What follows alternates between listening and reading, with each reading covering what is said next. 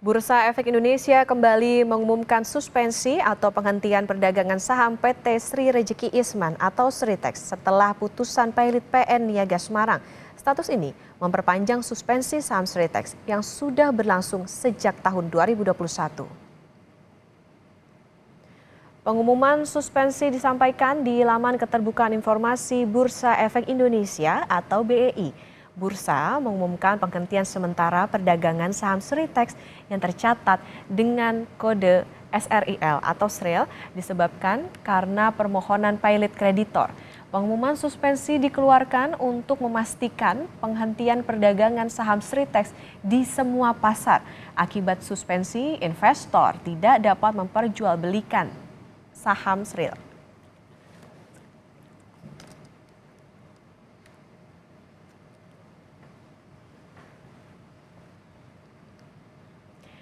Lebih lengkap mengenai suspensi Sritex di Bursa Pasar Modal, kita bergabung dengan jurnalis Kompas TV Masni Rahmawati.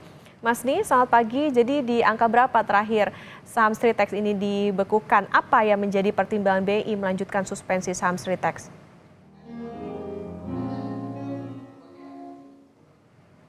Ya, Okta dan juga saudara, kalau kita melihat dari laman RTI Bisnis ini untuk saham Sritex dengan kode saham SRIL terkunci di Rp146 per sahamnya. Usai disuspensi oleh Bursa Efek Indonesia sejak Mei 2021 lalu. Dan suspensi ini tentunya juga diperpanjang kembali oleh Bursa Efek Indonesia karena beberapa alasan. Dan dari RTI Bisnis juga kita melihat bahwa tercatat kalau untuk saham Sritex ini memiliki ekuitas negatif melalui laporan keuangan terakhirnya. Alasan Bursa Efek Indonesia untuk memperpanjang suspensi terhadap saham SRIL ini selain adanya putusan dari Pengadilan Negeri Semarang yang memvonis kalau Sritex mengalami pailit dan juga melihat bagaimana dengan kondisi keuangan perusahaan di mana kalau kita melihat beberapa tahun terakhir kondisi perusahaan ini mengalami kesulitan di bagian keuangan.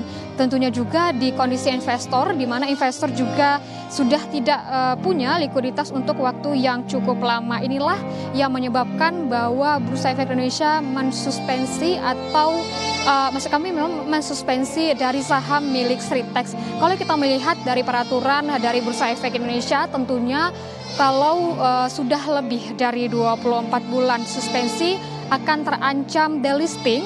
Dan kalau kita melihat juga bagaimana dengan lamanya suspensi yang terkena kepada saham SRIL ini sudah hampir 40 bulan, tentunya ini menyatakan bahwa SRIL ini atau saham dari Sritex ini bisa saja delisting di Bursa Efek begitu.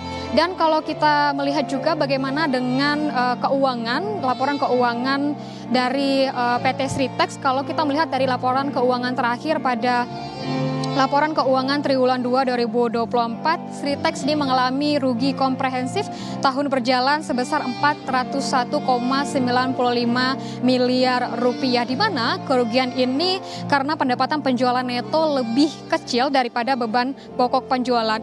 Dari triwulan 2 2024, penjualan neto dari PT Sritex ini sendiri hanya 2,05 triliun rupiah, sedangkan untuk beban pokok penjualan ini mencapai 2,34 triliun rupiah. Ini mengartikan bahwa dari rugi bruto yang diterima oleh Sritex ini sendiri mencapai 289,15 miliar rupiah. Selain itu pun, selain dengan laporan keuangan dan juga kerugian yang dialami oleh Sritex sendiri, untuk dari Sritex juga memiliki utang ke beberapa bank swasta.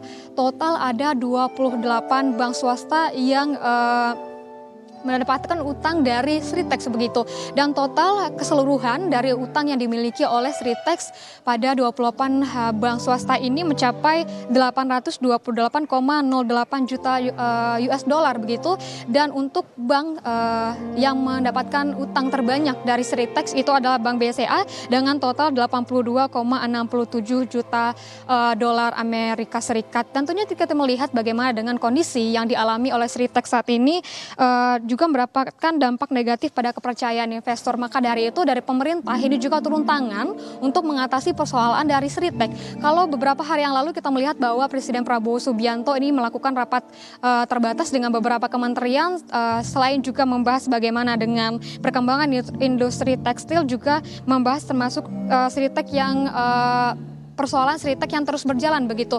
Dari Wakil Menteri Ketenagakerjaan Emmanuel Ebenezer juga menyebutkan bahwa pemerintah ini berjanji akan mengatasi persoalan Sritek ini kurang dari 100 hari. Untuk lebih lengkapnya ini penjelasan dari Wakil Menteri Ketenagakerjaan Emmanuel Ebenezer. Kami ada semacam kesepakatan dengan kreditur soal tenggang waktu. Karena ini hal biasa ya. Dalam dunia bisnis, soal utang minta penambahan waktu pembayaran, kemudian ya kita juga diperintah oleh Pak Presiden untuk memastikan tidak ada PHK. Yang jelas nggak nyampe 100 hari sudah selesai. Nggak sampai 100 Agar hari. tingkat keyakinan buruh tetap bekerja, kepastian itu kan paling penting ya. Yang paling penting itu kepastian. Selain berjanji untuk mengatasi persoalan Sritek kurang dari 100 hari, tentunya dari pemerintah juga akan berjanji kesepakatan dengan kreditur terkait dengan tenggat waktu juga penambahan waktu pembayaran utang. Dan juga dari pemerintah ini memastikan tidak akan ada pemutusan hubungan kerja yang terjadi di Sritek, di mana kita ketahui bahwa lebih dari 11.000 pekerja ini bekerja di Sritek. Dan juga kita lihat juga bagaimana nantinya strategi yang akan dilakukan oleh pemerintah dan apakah langkah selanjutnya yang akan dilakukan oleh pemerintah untuk mengatasi persoalan yang dialami oleh Sritek. Okta. Terima kasih atas laporan Anda, jurnalis Kompas TV Masni Rahmawati melaporkan dari Bursa Efek Indonesia, Jakarta.